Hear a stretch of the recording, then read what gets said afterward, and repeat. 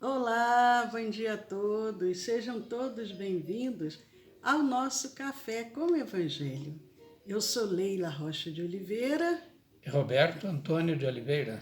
Nós somos do Centro de Estudos Espíritas Allan Kardec, aqui da cidade de Olambra. Olambra é uma cidade do interior de São Paulo. Hoje é dia 21 de julho de 2020, terça-feira, uma manhã belíssima, e estão todos aqui conosco, convidados, amigos dos dois planos da vida, para saborearem esse café, esse bate-papo, esse momento de descontração, mas ao mesmo tempo um momento de reflexão.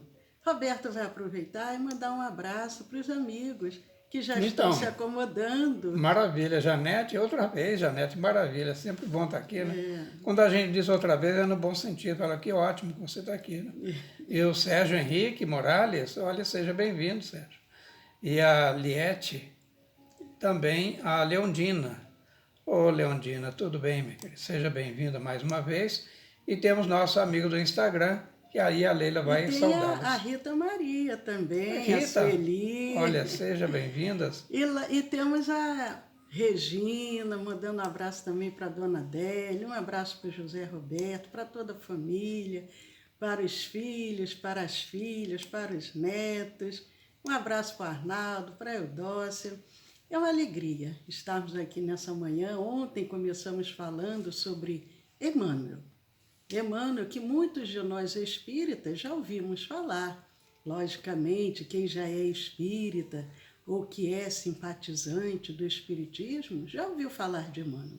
Mas pode ser que alguém nesta manhã que esteja aqui compartilhando do nosso café nunca tenha ouvido falar de Emmanuel. Mas Emmanuel é o benfeitor, o orientador, o guia, aquele que conduziu o nosso querido médium Francisco Cândido Xavier na sua última reencarnação.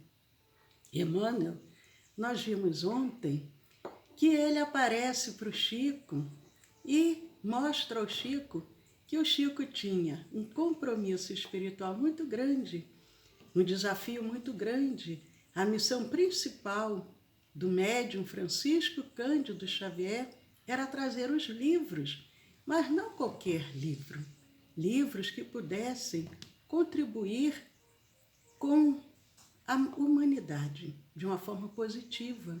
E as obras que vieram através de Chico, sob a supervisão de Emmanuel, que já passam de 500 livros, 500 obras, mas a gente ainda não conhece essa profundidade, não é verdade, Roberto? É, só da Lavra Mediúnica do Chico, né, de autoria do Emmanuel, teria em torno de 220 obras, do total que ele psicografou, porque ele trabalhou com muitos outros espíritos. Agora eu diria que a presença de Emmanuel junto ao Chico e também a todos nós espíritas tinha um compromisso sim com o livro, porque é da sabedoria popular que palavras o vento leva, mas o que está registrado, grafado, ele ecoa na eternidade. E Emmanuel tinha consciência disso, e não foi por outro motivo que ele também se empenhou em, de certa forma, coordenar o movimento espírita no Brasil. Eu vou falar somente de uma obra que foi a primeira, da Lavra Mediúnica do Chico, foi Parnaso de Além Túmulo. Nem tudo que foi psicografado pelo Chico foi publicado. E ele próprio, Emmanuel, muita coisa de autoria dele, não nesse livro, mas nos outros, ele retificaria depois, antes de ser publicado. Porque sabemos que uma vez dado o conhecimento público, fica muito difícil você fazer o remendo, né? Então daí o cuidado, o zelo, porque quando se fala da presença de Emmanuel junto ao Chico, nós ficamos imaginando que aquele disciplinador austero, né? Ele, de certa forma, tinha para com o filho uma relação quase que de pai para filho, ou para filha, dadas as É verdade. reencarnações anteriores, né, É Leila? que nós vimos ontem, né? Durante 2 reencarnações, pelo menos, ele foi o pai do Chico. Uma como Flávia, outra como Lívia.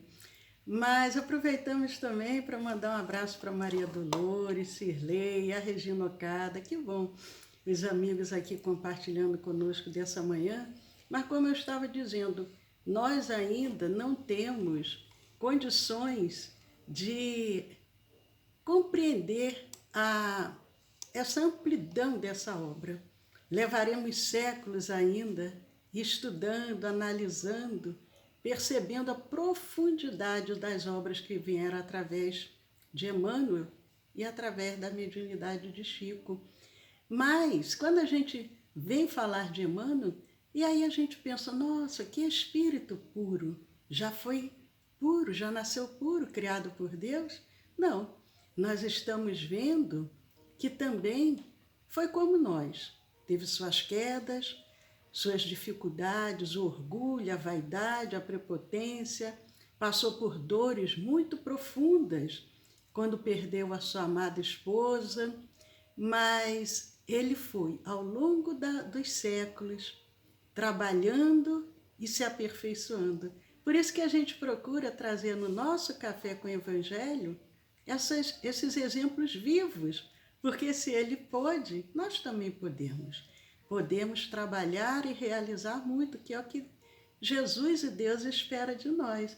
Nós ontem falamos de algumas reencarnações de Emmanuel, mas tem uma reencarnação de Emmanuel, que é a que a gente tem conhecimento como sendo assim, a mais distante e que muitos talvez não conheçam também, mas ela, você gostaria de falar, Roberto, dessa reencarnação?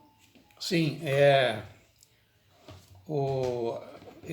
Camilo Rodrigues Chaves, Aqui, ó. aqui está, escreveu este livro, Semíramis. Então, este livro relata a reencarnação mais distante de que se tem notícia e a relação de Emmanuel com o Chico, que data de 8 séculos antes do Cristo, né, no chamado Egito Antigo.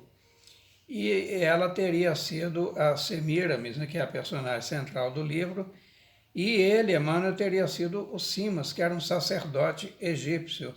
Então veja bem, essa relação deles dois e o Chico, já naquela época, nós estamos falando, é bom sempre enfatizar isso, falando de quase 2.800 anos atrás. E na realidade foi entre o século IX, mais ou menos assim, antes de Cristo. Uhum.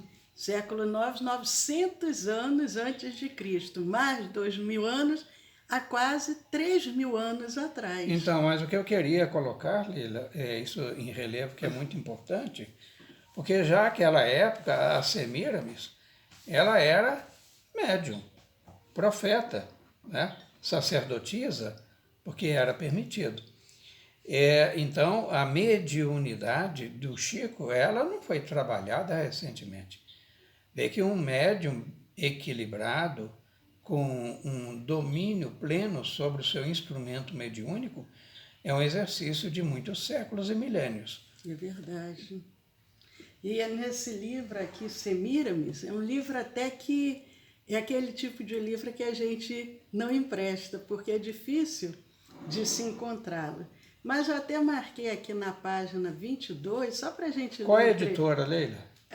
Era esse livro aqui, se procurar na internet, nos sebos e tal, a pessoa até encontra. Era da LAC, né? Mas é lá que era Livraria Allan Kardec Editora. Essa nossa publicação aqui é de 95. Foi a quarta edição em 95. E está esgotado, né, Leila? Está esgotado. Mas o livro, ou melhor, eu marquei aqui até um trechinho, quando vem falando de quando o Simas, ele é, podemos dizer, coroado, enfim, sacerdote. Então vem dizendo assim: o faraó, tomando a tiara com as 2 mãos, proferiu a fórmula da coroação. Em nome de Amon-Ra, Criador e Senhor do mundo, eu te consagro, grão sacerdote do Egito, com a tiara de uma só coroa, para que reine sobre os espíritos e as consciências. Simas, genuflexo, recebeu a grande investidura que o tornava chefe dos crentes e da cleresia. Quem era Simas? Não tinha 50 anos, pouco acima da média estatura. A sua pessoa se impunha por um agradável contenho, semblante sempre aberto por um sorriso. Apresentava a singularidade de uns olhos verdes claros, contrariando a característica racial dos semitas. Desde jovem, e aí prossegue. Mas o Camilo Chaves, segundo inclusive o Camilo Chaves, que é o autor, segundo Divaldo Franco, Camilo Chaves foi quem, Roberto? Nabucodonosor. Camilo, ninguém se lembra, né, do Jardim Suspenso da Babilônia? Pois é, foi concepção do Nabucodonosor. E o Camilo, ele conseguiu escrever esse livro, ele conseguia lembrar, não é um livro mediúnico, é um livro que ele mesmo consegue voltar ao passado e traz toda essa narrativa. Arnaldo Rocha, Chico Xavier. Arnaldo Rocha foi o marido da Meimei, né? Que foi o marido da Meimei, que foi um grande... Um dia também a gente vai falar aqui do Arnaldo, porque nós já citamos o Arnaldo aqui, mas não falamos dele especificamente. Não é Arnaldo Reis, ó, seu xará, ele fez coisas maravilhosas. Um bom dia para o Arnaldo. Mas o Arnaldo Rocha, Chico, o Emmanuel, já vem de longas eras reunidas. Há assim, toda uma programação divina para que as pessoas possam ir, ao longo do tempo, trabalhando as suas imperfeições. É muito bonito isso. Tem uma outra reencarnação. O Roberto ia falar. Pode falar, Roberto. Então, eu diria o seguinte, esses espíritos, eles não estão na pátria do Evangelho por acaso, que é o nosso Brasil. Exatamente. Lá no livro, o Brasil, Coração do Mundo, Pátria do Evangelho, já do nosso conhecidíssimo, né, Humberto de Campos, então fala-se nesta programação. Agora, Leila, na programação do reencontro dessas almas, né? Até que tem uma expressão que está lá no livro muito forte, é preciso arrumar um espírito ou construir um espírito para esse gigante. E esse espírito seria o espírito da cristandade, para o gigante referindo-se ao Brasil. É muito bonito dentro dessa programação, porque há todo um planejamento espiritual. Só que, em geral, a gente planeja no mundo espiritual, chega aqui, não cumpre. E aí vai prolongando, demorando todo esse conserto. Porque, como nós vemos nesse livro, Brasil, Coração do Mundo, Pátria do Evangelho, Jesus escolhe pessoalmente o Brasil, a terra do cruzeiro, para poder difundir o seu Evangelho. Porque ele percebia que naquele mundo antigo, porque o Brasil ainda não tinha nem sido descoberto, mas ali não iria ter condições de prosperar, então ele escolhe uma terra nova, uma terra onde aqui habitavam os silvícolas, um povo simples, espíritos ainda no início da sua trajetória terrena, mas nós vamos custando para poder fazer esse trabalho. E é muito bonito, uma das reencarnações também que se fala foi no século VI, antes de Cristo, em Delfos, na Grécia. Mas é uma reencarnação que não tem muitos detalhes com relação a Emmanuel. E nós vimos, ontem, nós mostramos aqui o livro há 2000 anos, que aqui Emmanuel, com muita coragem, porque nós não gostamos de mostrar as nossas imperfeições. Eu diria até humildade, né, Lília? Muita humildade. Isso. Ele vai relatando toda aquela sua trajetória de senador. De quedas, né? De quedas, a reencarnação dele antes de ser o Públio Lentulus, ele teve uma reencarnação também com quase o mesmo nome, né? É o Publio Lentus Sura, que foi 60 anos antes de Cristo. Portanto, antecedeu a ele. Lembrando que ele, Públio Lentulus, ele foi contemporâneo do Cristo, como senador. E o antecessor dele, o pai, era o Públio Lentus Sura, em torno de 60 anos. Então teve uma vida bem longeva, né? E que está relatado neste livro que a Leila mostrou há 2000 anos. Porque o próprio Públio Lentulus Sura era ele que, na sua reencarnação anterior, que em função lá dos seus arranjos políticos, ele acaba sendo condenado à morte e ele volta novamente como se fosse o neto, mas na realidade não era o neto, era o próprio Públio Lentulus. Mas, Leila, você falou que ele foi condenado à morte, né? Sim. E a condenação ela foi motivada por uma conspiração contra Catilina. E foi fracassado, né? Foi conjurado esse movimento e todos aqueles envolvidos, inclusive o Lento Sura, foi condenado à morte, foram condenados à morte.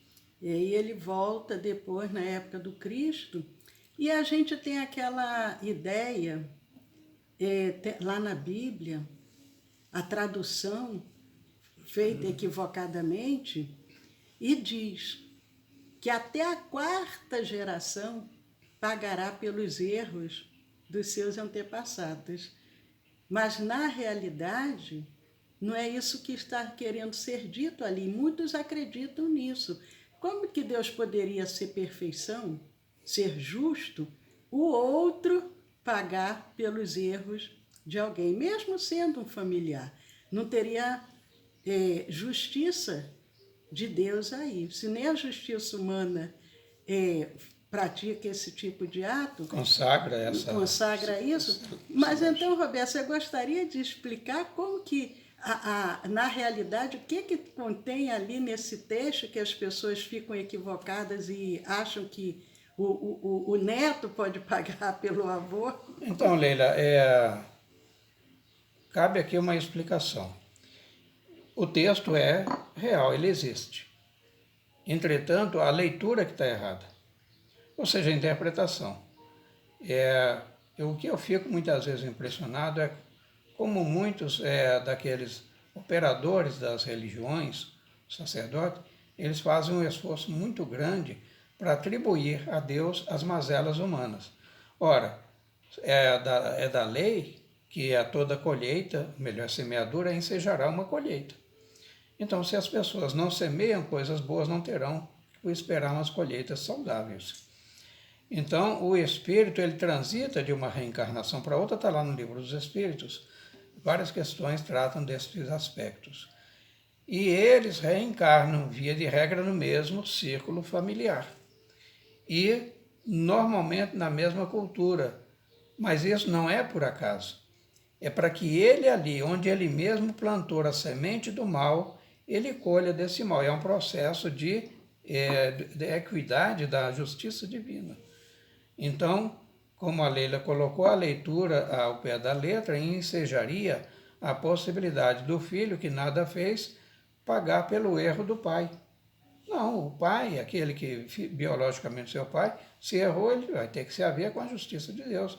Não tem que colocar essa responsabilidade, o peso da colheita, que jamais é terceirizada, nos ombros do filho, do neto, etc.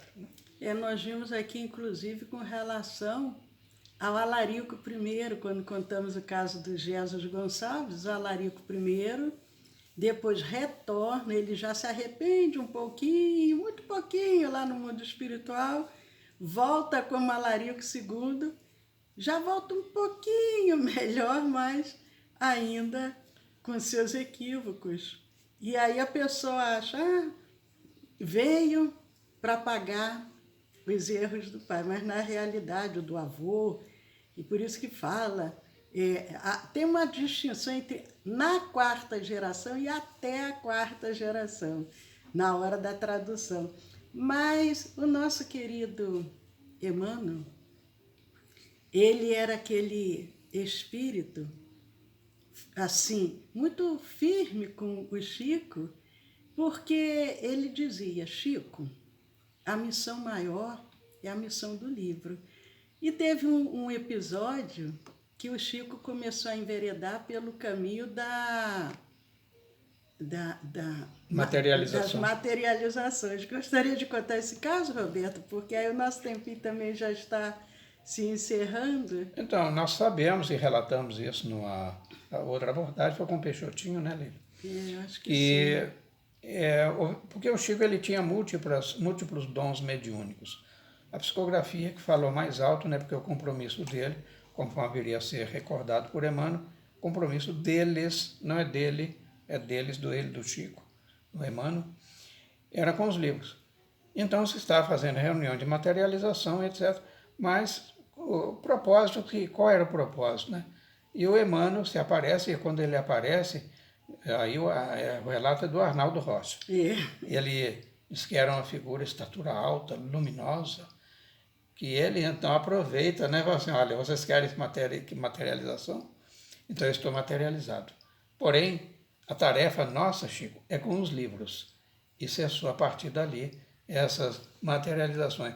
Mas o Emmanuel tinha um carinho muito grande pelo Chico, porque era super recorrente o Chico avançar altas horas da madrugada, já exausto, cansado. Ele, na época, ainda trabalhava, o labor, né? O ganha-pão. E no labor da mediunidade avançava horas. E Emmanuel, então, junto a ele, falava: segura, aguenta, por favor, só um pouquinho mais, já está terminando. Era uma atitude, um gesto, uma entonação de voz paternal, estimulando ele. Eu sei que o trabalho é árduo e é um compromisso que tivemos, né, sobre fazer uma leitura apropriada, porém, já já você vai terminar. Né? Então, não vai ser ad eterno, né? E o compromisso inicial com o Chico eram 50 livros. E dali dos 50, chegou um momento que aí o Emmanuel disse o que para o Chico, Roberto? Você lembra? Olha, em relação a isso? porque depois pulou para 100, né? Essa parte que me lembro, pulou para 100. O Chico, então, agora não resolveu. Falou: não, Chico, olha, você acabou de ter o seu corpo desapropriado. Agora é para a doutrina. E deu no que deu, né? Ele foi, acho que de pouquinho para o Chico não ficar tão impactado, porque se ele dissesse logo assim de cara: Chico, você vai trazer mais de 500 livros, o Chico infartava ali na hora. É mais ou menos como a gente quer conduzir alguém, né, no processo de educação. Assim: olha, vamos sair de casa. Ah, mas o tempo está tão frio. Não tem problema, a gente bota um agasalho, né, e sai. E aí começa a ver em torno, fala assim: olha que árvore ali. Nossa, eu nunca tinha reparado nela. Você já vamos chegar mais perto. E daí vai caminhando. E quando pensa que não, está no outro bairro. Olha, já que estamos neste bairro, vamos ver aqui aquela coisa, isso. E aí no final leva-se a pessoa até para outra cidade. O propósito era chegar lá mesmo. Mas falasse de uma vez: vamos sair de casa que está frio e vamos para outra cidade. Não vou não. Porque temos que lembrar que a primeira obra que foi assim, uma obra grandiosa, que foi o Parnaso de Além Túmulo, o Chico tinha 21 anos. 21. Era um jovenzinho ainda. Mas aproveitando, mandando um abraço também para a Larissa, para a Verônica. Muito bom vocês estarem aqui conosco. Nós vamos continuar amanhã falando um pouco mais de Emmanuel, da profundidade do seu trabalho, da sua obra, de suas outras reencarnações que se tem conhecimento. E nós vamos convidando hoje todos vocês, 20 horas. Nós temos o nosso estudo do Evangelho. Logo após, quem desejar, à distância, nós temos a nossa reunião de irradiação e vibração para quem estiver precisando de algum reforço. essa reunião ela serve para os problemas físicos, mentais, emocionais, espirituais obsessivos. Quem desejar, faça uma alimentação leve, no máximo até 18h30, de preferência sem consumir carnes, assista o estudo do Evangelho às 20 horas para se preparar espiritualmente para o atendimento que vem logo a seguir. E amanhã nós vamos falar um pouco mais de Emmanuel, das suas reencarnações, do trabalho que ele realizou e que vem realizando depois daquele orgulhoso homem, prepotente romano, até um verdadeiro cristão trabalhando em nome do Cristo. Mas, Leila, você vai puxar a brasa para os paulistanos também, né? Por quê? Até para saber, porque São Paulo, inegavelmente, falando da cidade, é a maior metrópole da América do Sul.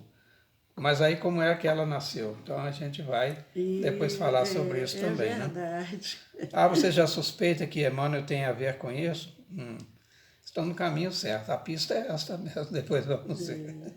Ele está dizendo, infelizmente, muitas vezes desperdiçamos muito tempo.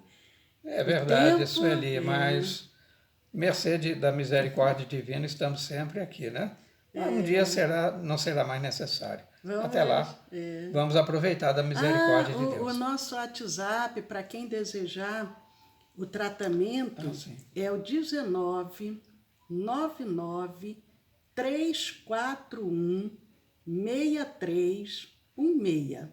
19 99 341 A Leondina já anotou. 6316. E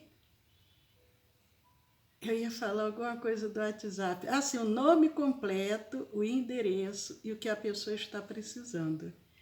Até amanhã, até às 20 horas hoje e até amanhã às 10 da manhã. Paz a todos. Se assim Deus o permitir, mais uma vez, prazer muito grande ter estado com vocês. E até amanhã.